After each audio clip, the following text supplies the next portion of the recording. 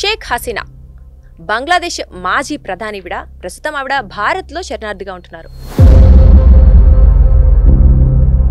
ఇప్పుడు రీసెంట్గా బంగ్లాదేశ్కి సంబంధించిన అత్యున్నత న్యాయస్థానం ఆవిడికి మరణశిక్ష విధించింది. ఆవిడ అసలు దీని నుంచి తప్పించుకునే మార్గం ఏమైనా ఉందా? మరి భారత్ ఇలాంటి విషయాలు ఏమైనా సపోర్ట్ ఇస్తుందంటారా బంగ్లాదేశ్కి? ఒకటి భారత్ ఇలాంటి విషయాలలో సపోర్ట్ ఇచ్చింది అంటే అది భారతదేశానికి ఒక చెడ్డ పేరు. ఎందుకంటే అలాంటి దేశద్రోహిని, ఒక దేశంలో దేశద్రోహి అని ముద్ర వేసిన దేశద్రోహిని ఈ పక్క కంట్రీలో మనం వాళ్ళని కాపాడడం అంటే అర్థం ఏంటి? ఆ సైన్యాధిపతికి వీళ్ళకి పడక తినిలా పంపించారు అంటే తరిమేశారు, దీని మీద అంటే తన మీద అపనిందలు వేశారు అనే ఒక మాట ఆలోచించండి. ఇప్పుడు ఒక దేశాధిపతిని తరిమి కొట్టాలని ప్రజలు అనుకున్నారంటే ఎందుకు అనుకున్నారు? అంటే వన్స్ మరణశిక్ష విధించారు కాబట్టి ఖచ్చితంగా అప్పచెప్పాల్సిందే. రేపు బంగ్లాదేశ్ ఇదే అంటది, మా దేశంలో ఉన్న దేశద్రోహిని మీ దేశంలో పెట్టుకున్నారు, మీరు ఉగ్రవాద కంట్రీ అంటే ఏం చేస్తారు మీరు? ఈ కేసు ఎటు మలుపు తీసుకోబోతుందని మీరు అనుకుంటున్నారు? ఏముండదండి, 4 రోజులు న్యూస్ ఉంటుంది, 5వ రోజు న్యూసెన్స్ అవుతుంది. నమస్తే, వెల్కమ్ టు సాక్షి. షేక్ హసీనా బంగ్లాదేశ్ మాజీ ప్రధానివిడ ప్రస్తుతం ఆవిడ భారత్లో శరణార్థిగా ఉంటున్నారు. అయితే ఇప్పుడు రీసెంట్గా బంగ్లాదేశ్కి సంబంధించిన అత్యున్నత న్యాయస్థానం ఆవిడికి మరణశిక్ష విధించింది. అయితే అసలు ఆ మరణశిక్షని మరి వాళ్ళు నిజంగా ఈవిని అరెస్ట్ చేయాలంటే భారత్ నుంచి ఖచ్చితంగా ఆవిడికి కొంత హెల్ప్ అనేది అవసరం. మరి నిజంగా భారత్ ఈ విషయంలో హెల్ప్ చేస్తోందా, మరి తదుపరి పరిణామాలు ఎలా ఉండబోతున్నాయి అనేది, సో ఇలాంటి కంప్లీట్ డీటెయిల్స్ అని తెలియజేయడానికి ప్రస్తుతం మనతో పాటు ఉన్నారు లీగల్ ఎక్స్పర్ట్ డాక్టర్ బాలా గారు. ఆయనతో మాట్లాడి కంప్లీట్ డీటెయిల్స్ తెలుసుకుందాం. నమస్తే అండి బాలా. నమస్తే. సో ఇప్పుడు రీసెంట్ టాపిక్ ఏంటి అంటే బంగ్లాదేశ్ మాజీ ప్రధాని ఎవరైతే ఉన్నారో షేక్ హసీనా, ఆవిడ ఆఫ్ కోర్స్ 1 to 1.5 years నుంచి ఇండియాలో శరణార్థిగా ఉంటున్నారు. ఇప్పుడు బంగ్లాదేశ్ హైకోర్టు తనకి మరణశిక్ష విధించింది. మరి ఆవిడ అసలు దీని నుంచి తప్పించుకునే మార్గం ఏమైనా ఉందా? మరి భారత్ ఇలాంటి విషయాలు ఏమైనా సపోర్ట్ ఇస్తుందంటారా బంగ్లాదేశ్కి? ఒకటి భారత్ ఇలాంటి విషయాలలో సపోర్ట్ ఇచ్చింది అంటే అది భారతదేశానికి ఒక చెడ్డ పేరు. ఎందుకంటే రీసెంట్ గానే మనము బీహార్ ఎలక్షన్స్ చూసాం, వెస్ట్ బెంగాల్ ఎలక్షన్స్ చూసాం. బంగ్లాదేశ్ నుంచి వచ్చే వాళ్ళని ఏమంటారు? రోహింగ్యాలు సంథింగ్ ఇల్లీగల్ గా వచ్చేసారు, ఇక్కడ నుంచి తీసుకొచ్చారు, అక్కడి నుంచి తీసుకొచ్చారంట. ఇప్పుడు ఈవిడ ఏంటి, ఈవిడ పైనుంచి దిగొచ్చారా? శరణార్థి ఏంటి? ఇప్పుడు వాళ్ళు కూడా శరణార్థులే కదా. వాళ్ళు బతకడం కోసం ఇక్కడికి వచ్చారు, అక్కడ బతకలేక ఇక్కడికి వచ్చారు. వాళ్ళు పెద్ద తప్పేం చేయలేదు, ఇక్కడ వచ్చి బతుకుతున్నారు. ఒక ప్రైమ్ మినిస్టర్ డైరెక్ట్గా ఇక్కడికి వచ్చిందంటే ఇక్కడ గవర్నమెంట్ లోంచి ఎన్ని లాలూచీలు జరుగుతున్నాయి అనేసి ప్రతి ఒక్కరు డౌట్ వస్తుంది కదా. అక్కడున్న గవర్నమెంట్లోనే, ఆ గవర్నమెంట్కి, వాళ్ళ కంట్రీ గవర్నమెంట్లోనే ఆమె ప్రైమ్ మినిస్టర్గా ఉండి వాళ్ళ దేశానికి ద్రోహం చేసిన వ్యక్తిని ఈరోజు ఇక్కడ తీసుకొచ్చి పెట్టుకున్నారు అంటే దాని అర్థం ఏంటి? అంటే మన Indian government support definitely Indian government support చేస్తుంది కదా. మరి అలాంటి దేశద్రోహిని, ఒక దేశంలో దేశద్రోహి అని ముద్ర వేసిన దేశద్రోహిని ఈ పక్క కంట్రీలో మనం వాళ్ళని కాపాడడం అంటే అర్థం ఏంటి? అంటే మనం ఏమన్నా టెర్రరిస్టులని కాపాడే దేశమా? కాదు కదా. ఇప్పుడు ఆవిడ nothing but she is a terrorist. దేశద్రోహం చేసిన వ్యక్తి ఆవిడ, అవునా? సొంత దేశానికే ద్రోహం చేసింది, సొంత దేశం మనుషుల్ని, పౌరుల్ని చంపాలని ప్రయత్నించిన ఆవిడని, అలాంటి ఇంటర్నేషనల్ క్రిమినల్ని తీసుకొచ్చి ఇండియాలో పెట్టుకోవడం అంటే అర్థం ఏంటి? మనం ఏమన్నా క్రిమినల్ ప్రొటెక్షన్ సిస్టంలో పెట్టామా ఇండియా ఏమన్నా? మరి క్రిమినల్ ప్రొటెక్షన్ సిస్టమ్ అని ఇండియా పెట్టుకున్నప్పుడు అలాంటప్పుడు ఇంకా బంగ్లాదేశ్ నుంచి వచ్చే వాళ్ళని ఎందుకు మీద వాళ్ళని చంపుతున్నారు, వాళ్ళని ఎందుకు పంపిస్తున్నారు? పాకిస్తాన్ నుంచి వచ్చే వాళ్ళని ఎందుకు చేస్తున్నారు? ఇంకో చోటు నుంచి వచ్చే వాళ్ళని ఎందుకు? శ్రీలంక ఎందుకు ఇవన్నీ? Why you want to dual face of roles ఎందుకు ప్లే చేస్తున్నారు? తప్పు కదా అది. Okay, sure. అయితే ఇక్కడ ఇంకొకటి ఏంటంటే, ఇప్పుడు మనకి కోర్టు శిక్ష విధించింది బంగ్లాదేశ్ అత్యున్నత న్యాయస్థానం. సో డెఫినెట్లీ అందులో ఇండియా మెంబర్ ఉండదు కదా. సో మనం ఏదైతే ఇండియా మెంబర్ కాదు, అక్కడ బంగ్లాదేశ్ లో ఇంటర్నేషనల్ క్రైమ్ ట్రిబ్యునల్ అనేది ఒకటి ఎస్టాబ్లిష్ చేశారు. ఎందుకంటే వాళ్ళకి ఫ్రీడమ్ టైమ్ లో ఫైటింగ్స్ జరిగిన దాంట్లో సస్పెక్ట్స్ ఎవరైతే ఉన్నారో వాళ్ళని ఇర్రెస్పెక్టివ్, బంగ్లాదేశ్ లో ఉండి చేసిన వాళ్ళు కావచ్చు, territorial out of the territorial Bangladesh నుంచి చేసిన వాళ్ళని కూడా వాళ్ళు దాంట్లో విచారించడానికి వాళ్ళకు సపరేట్ ట్రిబ్యునల్ పెట్టుకున్నారు. దానికి యుఎన్ కూడా సపోర్ట్ చేసింది, టెక్నికల్ సపోర్ట్, రకరకాల సపోర్ట్ చేయడం. ఇప్పుడు ఆ ట్రిబ్యునల్ వీళ్ళకి ఇచ్చింది కాబట్టి అంటే కరెక్టే కదా. ఇప్పుడు ఇంటర్నేషనల్ అని వాళ్ళు పేరు పెట్టుకున్నారు ఎందుకంటే crime against of the government, against of the country, whether respective of you are in jurisdiction of the country or beyond the jurisdiction of the country అనేది రెస్పెక్ట్ అక్కడ. కాబట్టి వాళ్ళు ఇంటర్నేషనల్ పేరు పెట్టుకున్నారు. అది ఇంటర్నేషనల్ పేరు పెట్టుకున్నంత మాత్రాన మొత్తం వరల్డ్ అంతరికి కాదు, ఆ కంట్రీకి సంబంధించిందే. దానికి ఒక యాక్ట్ ఉంది, వాళ్ళ యాక్ట్ని ఎనాక్ట్మెంట్ చేసుకున్నారు. ఆ యాక్ట్ ప్రకారమే జ్యూరిస్డిక్షన్ ఏంటి, క్రైమ్స్ ఏంటి, ఏ క్రైమ్స్ని తీసుకోవచ్చు, ఇవన్నీ ఆ యాక్ట్లో మెన్షన్ చేసుకొని ఉన్నారు. సో కాబట్టి ఈవిడ ఆ పరివ్యూలోకి వస్తుంది కాబట్టి ఆ కోర్టు దాన్ని విచారించింది. ఆ కోర్టు విచారించి ఈమెకి పనిష్మెంట్ చేసింది. ఎందుకంటే ఇప్పుడు ఏమైనా మరణశిక్ష ఎందుకు విధించారు? రైట్. అంటే ఇక్కడ ఇంకొకటి మనం అన్నట్టు 1971 ఊచకోతల నేపథ్యంలో ఏర్పడింది కదా. సో మోస్ట్లీ అలాంటి ఆ టైంలో ఆ కేసులు మాత్రమే డీల్ చేసేది ఆ న్యాయస్థానం. బట్ ఇది వచ్చేసి డిఫరెంట్. అంటే ప్రభుత్వానికి సంబంధించిన ఒక వ్యక్తి లైక్ ప్రజల మీద ఒకటండి, దానికి ముందు కావచ్చు దాని తర్వాత కావచ్చు అని యాక్ట్ లో ఉంటుంది. యాక్ట్ లో ఏమని మెన్షన్ చేశారంటే దానికి ముందు దానికి తర్వాత కూడా. ఆమె యాక్ట్ ఎలా ఉంది, కంప్లీట్ గా ఇంటర్నేషనల్ బయాస్డ్ మేనర్ లో ఉంది. అక్కడ నీ దేశ ప్రజల్ని చంపుతున్నావు అంటే అర్థం ఏంటి, ఇంకో దేశానికి నువ్వు సపోర్ట్ చేస్తున్నావు కదా. ఏ బేసిస్ మీద? ఇప్పుడు ఎగ్జాక్ట్లీ ఇప్పుడు డౌట్ ఎందుకు వస్తుంది, ఇండియా అక్కడికి వాళ్ళని ఆమెను ప్రేరేపించి చేయించిందేమో డౌట్ వస్తుంది కదా. ఓకే, సో సొంత ప్రజల్నే ఎగ్జాక్ట్లీ. ఇప్పుడు లేకపోతే అదర్వైజ్ నువ్వు ఎందుకు ఇండియాలో వచ్చి దాక్కున్నావు, ఇండియా ఎందుకు కాపాడుతుంది, ఈ క్వశ్చన్స్ అని రైజ్ అవుతాయి. బట్ బంగ్లాదేశ్ కి ఇండియాకి కూడా పెద్దగా లేవు కదండి, కంప్లీట్ గా వైరల్స్ అని చెప్పలేం కదా. అలా కాదండి, ఇప్పుడు చిన్న ఎగ్జాంపుల్ చెప్తాను చూడండి మీకు.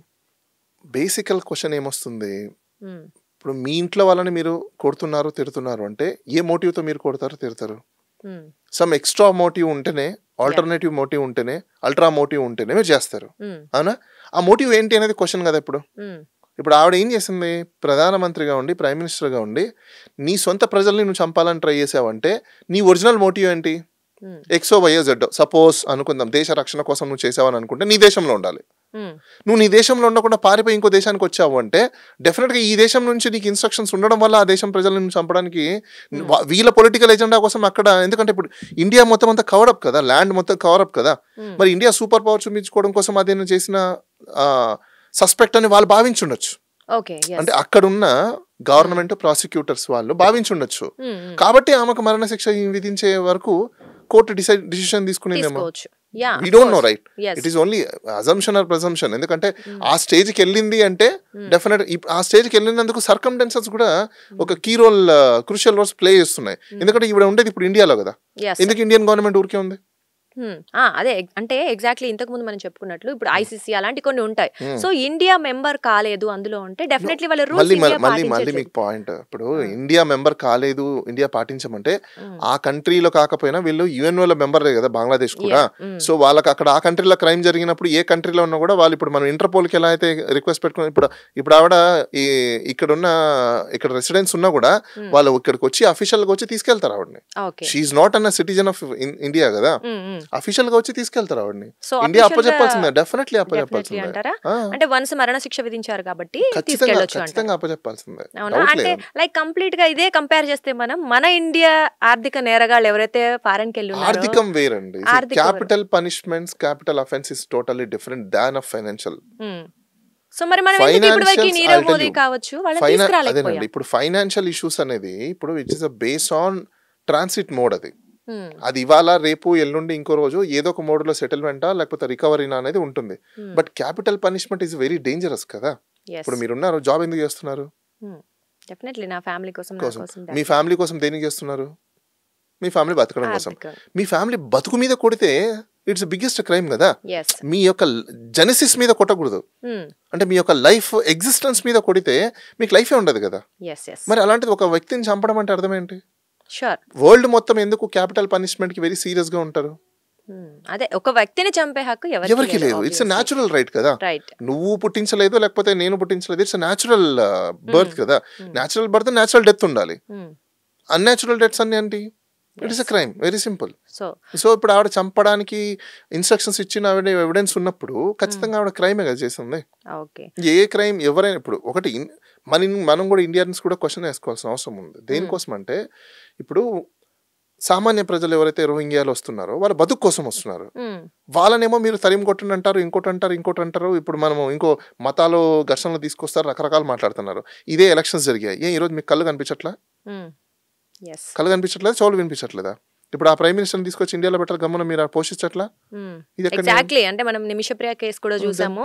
ఒక సామాన్యురాలు కాబట్టి అతనిది ఏమైతుందో అనేది ఒక సస్పెన్స్ లా ఉంది, లాస్ట్ లో బతికింది అఫ్ కోర్స్. కానీ మరి ఇక్కడ అలాంటి సిచ్యువేషన్స్ ఏమో మనకి కనిపించట్లేదు. అసలు అదే నేను చెప్తున్నాను. అసలు ఇండియా ఆవిడ తీసుకొచ్చి ఇక్కడ ఎంటర్టైన్ చేయడమే ఇండియన్ ప్రిన్సిపల్స్ కి అగేనెస్ట్. అది ఓ మీరు ఏదైతే ప్రపంచానికి చెప్తున్నారో ఉమ్, ఉగ్రవాదులు ఉండకూడదు చేయకూడదు అని చెప్పేసి అని ఉగ్రవాదుల రహితమైన ప్రపంచాన్ని చూడాలని మీరు అంటున్నారో దానికి అగేనెస్ట్ గా మీరు ఉగ్రవాదాన్ని పెంచి పోషిస్తున్నారు అనేది ఒక పాయింట్ వస్తుంది ఇప్పుడు.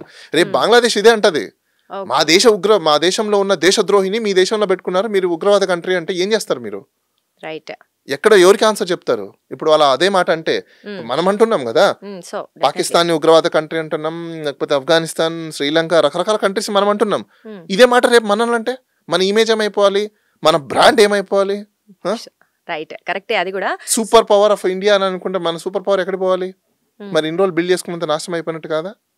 Then we have to think out. Definitely. And ఇప్పుడు మరి షేక్ హసీనా అయితే ప్రస్తుతం భారత్లో ఉన్నారు. మరి ఎటువంటి చర్యలు ఉండబోతున్నాయి? అది ఇండియన్ గవర్నమెంట్ నుంచి అవ్వచ్చు, బంగ్లాదేశ్ నుంచి ఇండియన్ గవర్నమెంట్ అనేది ఇప్పుడు రెసిడెంట్ కాబట్టి ఇట్ ఇస్ డిఫరెంట్ ఆస్పెక్ట్ అండి. ఒకటి అసలు ఇండియన్ గవర్నమెంట్ ఆవిడని వెల్కమ్ చెప్పడం తీసుకోవడమే తప్పు. Okay, first of all right. A basis మీద ఆవిడ ఇక్కడ ఉంది? ఏ వీసా? అదేనండి, మీకేంటి రైట్? ఫస్ట్ ఆఫ్ ఆల్ ఆమెకు వీసా ఇచ్చి ఉంటారు కదా, వీసా దేనికోసం ఇచ్చారు? ఏ రెసిడెన్స్ బేస్ మీద ఇచ్చారు? ఇవన్నీ క్వశ్చన్సే కదా. ఓకే, సో ఇవన్నీ లీగల్ పాయింట్స్. ఆవిడకి ఎలాంటి బేసిస్ మీద ఇక్కడ ఉంది అనే దాని మీద చూసుకోవాలి మనం. ఇంకా ఓకే, అంటే ఇక్కడ గవర్నమెంట్ ఏమైనా సెక్యూరిటీ ఇచ్చిందా అది కూడా చూడాలి. గవర్నమెంట్ సెక్యూరిటీ ఇచ్చిందంటే ఇట్స్ నథింగ్ బట్ ఇప్పుడు ప్రపంచంలో ఇంకా అందరూ మనం ఎట్లా అంటున్నామో టెర్రరిస్ట్ కంట్రీ అని చెప్పేసి అని, రేపు మనల్ని అంటే మనం ఏం చేస్తాం? ఇప్పుడు మనం అంటున్నాం కదా లండన్కి వెళ్ళిపోయి అక్కడ దాక్కున్నారు, మరి మీరేం చేస్తున్నారు? ఇండియా ఏం చేస్తుంది? అంటే మీరు భాషలు ఇవ్వడానికి కాదు, పాటించడం కూడా ఉండాలి కదా మనకు.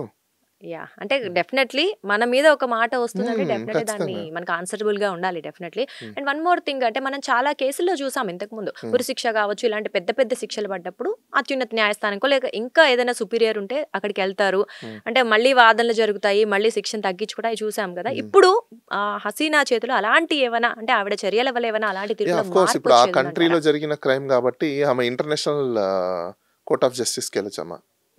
ఓకే, అండ్ ఐసీజీకి వెళ్ళొచ్చు. అండ్ ఓకే, మీరు బంగ్లాదేశ్ గురించి మాట్లాడలేదు, లైక్ ఇంటర్నేషనల్ ఉంది కదా, then she can go there. Okay, after that అంటే ఏం జరుగుతుంది అంటారు? అంటే చెప్పలేము ఇప్పుడు. ఒకటి ఆ లోపల ఆవిడ ఏజే ఎక్కువ అయిపోయిందండి. Who knows things. బేసికలీ ఒకటండి, ఇక్కడ ఎల్డర్స్ కి మనం ఎందుకు రెస్పెక్ట్ ఇస్తాము అంటే because you need to protect us. Elders కి రెస్పెక్ట్ ఇవ్వడానికి రీజన్ ఏంటంటే మీరు మాకు న్యాచురల్ బర్త్ ఇచ్చి ఉంటారు కాబట్టి ఇట్స్ అ కార్డియల్ రెస్పెక్ట్ అంతే. ఎల్డర్స్ మిస్టేక్స్ చేసినప్పుడు why should we need to leave them? Definitely దోషి ఎవరైనా కదా ఖచ్చితంగా వాళ్ళకి శిక్ష పడాల్సిందే. అఫ్ కోర్స్ ఏజ్ అనేది మ్యాటర్ కాదు ఇక్కడ. అండ్ వన్ మోర్ థింగ్, మరి భారత ప్రభుత్వం మరి దీని తర్వాత ఎటువంటి చర్యలు తీసుకోబోతుంది అనుకుంటున్నారు? That I don't know, you need to ask prime minister. Otherwise ambassador legally కూడా ఐ కాంట్ సే. ఎందుకు అంటే until unless to come that file to see what it is, నేను కాదు even the expert of legal luminaries కూడా చెప్పలేరు what will happen అని చెప్పేసి. ఎందుకంటే ఇండియాలో ఏ వీసాతో ఆమె ఉంది అనేది is a question. I don't know, you don't know, and we don't know basically. No, it's not confidential. It is an open matter. ఇప్పుడు నీ రైట్ ఉంది, నా రైట్ ఉంది. ఎవడో ఏదో కంట్రీ వాడు వచ్చి నీ దగ్గర నివసిస్తున్నాడు, it is your right to ask. ఇప్పుడు వేరే కంట్రీకి వెళ్తాం మనము, కామన్ మ్యాన్ అడగడా వేర్ ఇస్ యువర్ పాస్పోర్ట్ అని చెప్పేసి అని. That same thing we can ask. మరి జరగట్లేదు కదా అలాగా. జరగట్లేదంటే బికాస్ ఇండియాలో జస్టిస్ సిస్టమ్ అనేది ఈక్వల్ గా లేదు. Justice system is inequality now. Sure, right. But మార్చాల్సిన అవసరం ఉందంటారా చట్టాన్ని? చట్టాలు ఏం అసలు ఇండియాలో ఏ చట్టం మార్చాల్సిన అక్కర్లేదండి. ఇంప్లిమెంట్ చేసే మనుషుల్లోనే ప్రాబ్లం ఉంది ఇక్కడ, అంతకు మించి ఏం లేదు. ఓకే, అంటే సెలబ్రిటీస్ కి అయితే ఒక రూల్, కామన్ మ్యాన్ కి అయితే ఒక రూల్ ఉంటుంది. దట్స్ వాట్, అంతకు మించి ఏం లేదు అంతే అంటారు. Okay, and one more thing, అంటే ఇప్పుడు మనకు ఇంకొక, అంటే నాణానికి మరోవైపు చూసుకున్నట్లయితే ఇప్పుడు సరే ఆవిడ ఏదో తప్పుగా ట్రీట్ చేయడం వల్ల ప్రజల్ని సరే ఆవిడకి శిక్ష వేశారు. బట్ ఇంకొకటి మనకేం వినిపిస్తోందంటే కావాలని తను ఏదైతే బంగ్లాదేశ్ ప్రధానిగా ఉందో అప్పుడు కావాలని ఈమెను ఇరికించాలనే ఉద్దేశంతో ఆ సైన్యాధిపతికి వీళ్ళకి పడక తినిలా పంపించారు, అంటే తరిమేశారు, దీని మీద అంటే తన మీద అపనిందలు వేశారు అనే ఒక మాట ఆలోచించండి. ఇప్పుడు ఒక దేశాధిపతిని తరిమి కొట్టాలని ప్రజలు అనుకున్నారంటే ఎందుకు అనుకున్నారు? నేను అదే, సైన్యం కూడా ప్రజలే కదండి, ఇంక్లూడింగ్ సైన్యం అంటే ఎక్కడి నుంచో పైనుంచి దిగి వచ్చిన వాళ్ళు కాదు కదా, ఈ ప్రజల్లో నుంచే వెళ్ళిన వ్యక్తులు కదా సైన్యం కూడా. మరి ప్రజలందరూ నిన్ను ఎన్నుకున్నారు, ప్రజల చేతనే నువ్వు ఎన్నుకోబడ్డావు, రైట్? అదే ప్రజలు తిరస్కరించారు, అదే ప్రజలు తరిమి కొట్టారంటే ఎందుకు తరిమి కొడతారు? అంటే ఇక్కడ ఇంకొకటి, ఎప్పుడైతే ఈవిడ ఇండియాకి వచ్చేసారో తర్వాత సైన్యాధిపతి ప్రైమ్ మినిస్టర్ అయిపోయారు, అంటే తన డిఫరెంట్ స్టోరీ. అధికారం కోసం అనుకోవచ్చా? కాదండి, ఇప్పుడు ఎవరు ప్రైమ్ మినిస్టర్ అయ్యారు అవ్వలేదు అనేది ఇట్స్ నాట్ ఎ క్వశ్చన్. నీ కంట్రీలో నీ జనాలు నేను తరిమి కొట్టారంటే నువ్వు ఇన్ని సంవత్సరాల నుంచి చేసిన యాక్ట్స్ వాళ్ళని ఎంత బాధ పెట్టి ఉంటే వాళ్ళు ఆ పని చేసి ఉంటారు. అది ఈవెన్ సైన్యంలో ఉన్న వ్యక్తులైనా కూడా కావచ్చు. నేను ఇప్పుడు సైన్యాధిపతి ఒక్కడే చేయలేడు కదా అన్ని. సైన్యాధిపతికి కూడా మొత్తం సైన్యం అంతా సపోర్ట్ చేయాలి కదా. వీళ్ళందరూ ఆ దేశానికి సంబంధించిన పౌరులే కదా. మరి ఆ పౌరులకందరికీ నువ్వు విఘాతం కలిగించావు అంటే నీ యొక్క యాక్ట్స్ అంత డేంజరస్గా ఉన్నాయి, వాళ్ళు తరిమి కొట్టాల్సిన పరిస్థితికి వచ్చావంటే నువ్వు ఎంత చేసి ఉంటావు.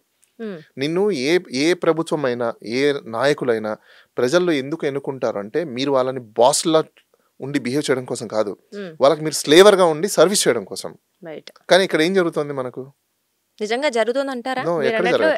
అంటే బంగ్లాదేశ్ లోనే కాదు, ఎక్కడైనా ప్రజలకి నిజంగా సర్వీస్ చేస్తున్నారా? రిపబ్లిక్ కంట్రీస్ లో కొన్ని డెమోక్రటిక్ కంట్రీస్ లో జరుగుతున్నాయి తప్ప మనం అనుకుంటున్న we are biggest largest democratic country ఇండియాలోనే జరగట్లేదు.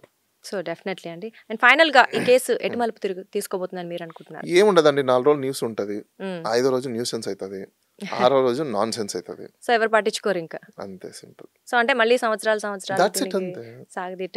సాగదీయడం ఏమి ఉండదు, మర్చిపోతారు అంతే. సో ఇప్పుడు న్యూస్ అంతా కూడా ఏంటి, first today news, tomorrow nuisance, day after tomorrow non sense, ఆ తర్వాత నో సెన్స్. సో రోజు ఒకటి హైలైట్ అవుతూ ఉంటుంది, మళ్ళీ పడిపోతూ ఉంటుంది. సేమ్ అది ఈ న్యూస్ కూడా అంతే అయిపోతుంది. సో రైట్ అండి బాలా గారు, థ్యాంక్ యూ సో మచ్.